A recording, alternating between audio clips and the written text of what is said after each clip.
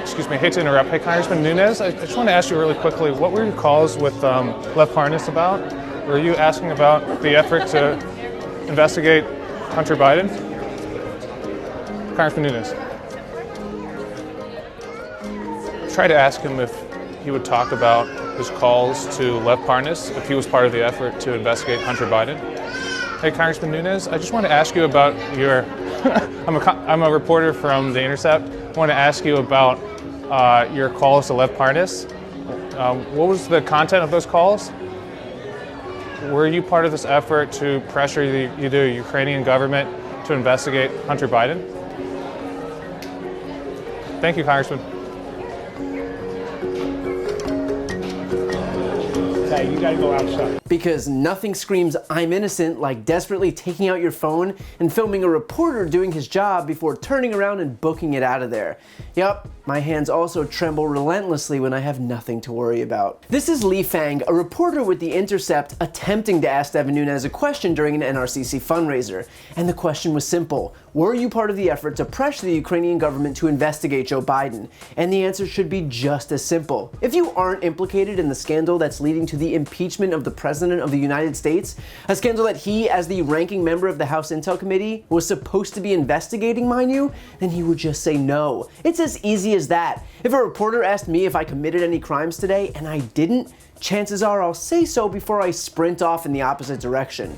And yet that Nunes couldn't say no speaks volumes in and of itself. But of course, Nunes took his bad faith showmanship to yet another level. He took to Twitter and wrote, "This guy stalked me in hotel lobby after my appearance on Fox and Friends Saturday AM. Maybe he was in Vienna with CNN." Because a reporter doing his job and calmly asking a congressman to comment is clearly stalking. Even Lee, the reporter, took to Twitter himself to debunk Nunes' claim, writing, "This was an event with many members of the House Republican caucus. Several lawmakers spoke to us as they arrived or left the hotel for the NRCC fundraiser upstairs. No one was stalked." And yet he went on, writing, "Shortly after this brief interaction with Nunes, he had a Capitol police officer stationed at the event ask hotel staff for us to leave the hotel, which we obliged without hesitation. The man with the beard seen next to Nunes then left the hotel and followed us around the block." And that's the Devin Nunes we all know, because who would this congressman be if not on a constant mission to intimidate his detractors?